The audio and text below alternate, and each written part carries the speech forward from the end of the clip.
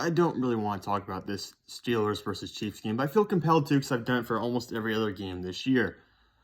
Once again, I have not waited until the very end of the game to film my reaction. We're through the third quarter right now. It's 30-3 in favor of the Chiefs. It's quite clear Pittsburgh's not going to win this game. And unlike the game against Minnesota where Pittsburgh came back in the second half and made it a close one, I feel very comfortable in saying that Pittsburgh's not going to do that this time around. There's so much to talk about. I feel like we reached a point where it's almost every other week we're talking about Pittsburgh hitting a new low in the season. And that's just the way the Steelers are right now. In the first half against Minnesota, to me, was like, is it the low of the year? Or was it against the Bengals? I mean, I never felt they were going to beat the Bengals in either of the two matchups, so I don't really say it was one of those games. It was against the Raiders, maybe.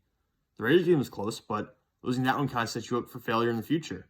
The Lions game? Was it the Lions game? Was it the first half of the Vikings game? Is it this game? Which one's the low of the season? Why are there so many of them? And why do we have to have this conversation constantly? You know, it's just not... I think it's time to accept that it's not COVID, it's not injuries that are causing this team to be bad. This team's just not very good. You know, I put down here, the offensive line, it just stinks. You know, it's a bottom 5 offensive line in the NFL. They can't run block. They're not really good in pass protection either. It's just a bottom 5 offensive line. And you can say, well, they're young. They're inexperienced guys. Penei Sewell really struggled for the first 5 weeks of the year, and he's been lights out since then. Rashawn Slater is a Pro Bowler as a rookie. Christian Darrisaw and a couple of snaps for the Vikings has looked really good the past couple of weeks. You know, Creed Humphrey is the best center in the NFL right now. And I'm not kidding when I say he is legitimately, statistically, the best center in the NFL. And he's a rookie. So it's not the youth, not the inexperience. The fact that you drafted offensive linemen in the 3rd and 4th round instead of in the 1st and 2nd round, and those offensive linemen are not very good right now. So the offensive line stinks. It's the bottom 5 unit in the NFL. The defense is at best average, at worst bottom 10 in the NFL. It's just not a very good defense. And you can say, well, injuries play into it. You don't have Tua, you don't have Tyson Alolu, you don't have these guys. I understand that. No Devin Bush today, I'm pretty sure. Devin Bush hasn't been much of a difference maker this year anyways, though, so I don't think you can point to that. Joe Hayden's been back. It's just not a good defense. The secondary is not very good. The defensive front cannot stop the running game, which forces the safeties to come up, which allows plays over the top sometimes. Mike Fitzpatrick's going to maybe even lead this team in tackles because he has to make so many tackles because the running backs get to the 2nd level and the 3rd level so often. T.J. Watson banged up. He's obviously dealing with some cracked ribs, I think is what I heard. And then he has not played every snap of this game. He's been kind of in and out a little bit. Cameron Heyward's been getting dealt with pretty significantly by Creed Humphrey right now. A guy who, the way, we could have drafted, in the 2nd round. We got Pat Freiermuth, I really like, so I'm not obviously not too upset about, but Creed Humphrey, best center in the NFL. We waited around to get Kendrick Green instead. Kendrick Green, a guy who snaps the ball so inconsistently, it feels like he throws one over Ben's head every game, or scoots one between his legs, and just gets pushed back into Ben's lap, even though his whole thing coming out of Illinois was that he was physical and he was going to be someone to help establish the running game. It just hasn't turned out to be that whatsoever. Other game notes. The first touchdown to Clyde Edwards-Helaire should not have been a touchdown, but 2 defenders for Pittsburgh ran into each other and actually helped spring him to the outside and let the touchdown get in. So fantastic job by those guys. I think it was, who was it? Was it Highsmith and Spillane, maybe? I can't remember for sure.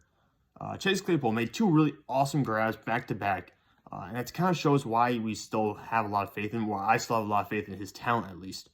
The maturity has to come, I admit that, but in terms of the talent level, this guy, like I said, can get to 1,000 yards in a year because he's such an elite jump ball threat when he's fully on his game and he's a good vertical threat. I just can't wait till we get him with a younger quarterback with a stronger arm than Ben Roethlisberger has right now to see what he can do vertically, because then he will be really good. Like I said, he can get to 1,000 yards. I really believe that. It's just that right now it's so inconsistent. He has 4 targets in this game. He had 2 receptions right there, back-to-back plays. He only has 3 catches on the game, only 4 targets today, because he's somewhat of an inconsistent player. And also the offense as a whole, the passing offense, Ben, everything's just a mess right now. So it's not like we can point to him alone, but he needs to improve. Chris Boswell looked like a Pro Bowler early in the year. I think he's missed a field goal maybe 3 of the past 4 weeks, I want to guess. I haven't actually looked at the numbers yet, but Boswell really been off recently. Still very good for the year, but I mean, this is not the time of year where you can be screwing around. He has to be making kicks at this point. He can't be missing them. It's just untimely drop-off for him this late in the year. You know, he's been really good. He's a really good kicker. And I'm really glad he kind of rebounded from that one bad year he had. But he needs to really focus up and try to make sure he gets all of them down the stretch here, because we're going to need every point we can get with the way this offense is playing. And the way this defense is playing, frankly, as well. Cameron Heyward got a sack I didn't see. I'm glad to see that.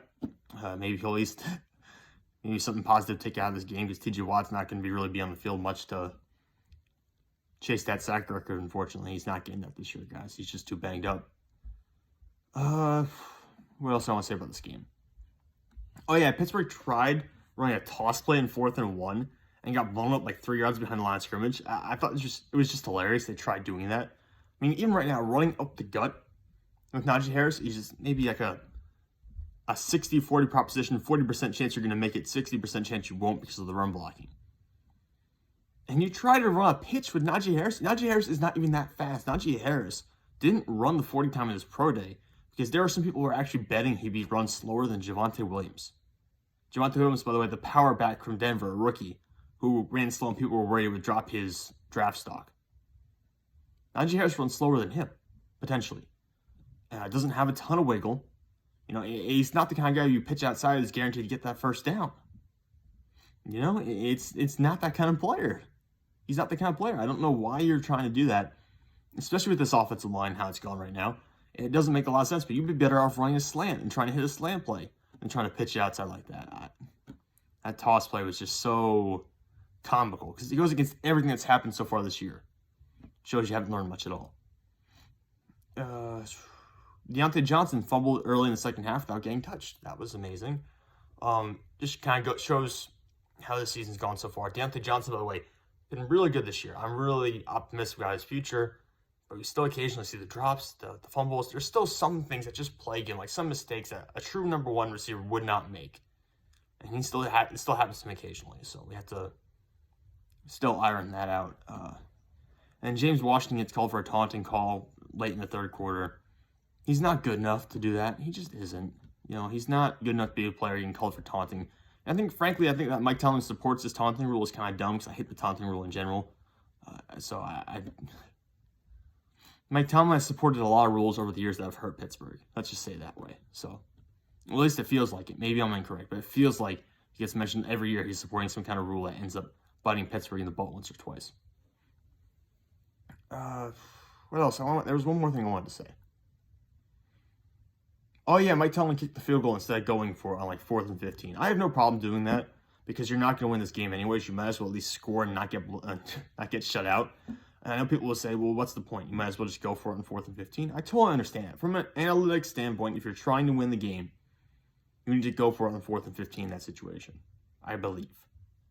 Because analytics is all about telling you what will improve your chances to win the game in a given situation. And I believe going for it there would improve your chances the most, because you're going to lose if you kick the field goal. If you kick the field goal anyways, I'm fine with that, because you already have lost this game at some point. You can tell just by looking at the other players on your team, you've lost this. You know, it's in Kansas City. You're not going to win. So I have no problem kicking the field goal, just because at least it gets you on the board. And I will take, in a game where you're not going to actually win, you might as well have this little moral victory. And also, people don't believe in moral victories. I don't really care. I want to see some points on the board at the end of the day. Especially if you're going to get blown out, you might as well have something to show for it, even if it's just 3 points. But anyways, Pittsburgh needs to really tighten it up here, because you've got Cleveland next, but Cleveland's reeling. Baker Mayfield's been horrible. Hopefully it's not a get-right game for him, because if we're a get-right game for Cleveland, we're really in trouble. Got to try to take advantage of Baker Mayfield and turnovers, and we get the Ravens the week after that. Baltimore, I have no idea when Lamar Jackson's going to be back. I have no idea what the quarterback situation is going to be like at that point in time. I expect Lamar will probably be back by then. Baltimore's obviously still very banged up. The entire secondary is just in shreds right now, but we'll see. Pittsburgh really needs to find some kind of rhythm or some kind of spark to going into those games, because right now you're going to fall at 7-7-1. I at least want to be 8-8-1 on the year.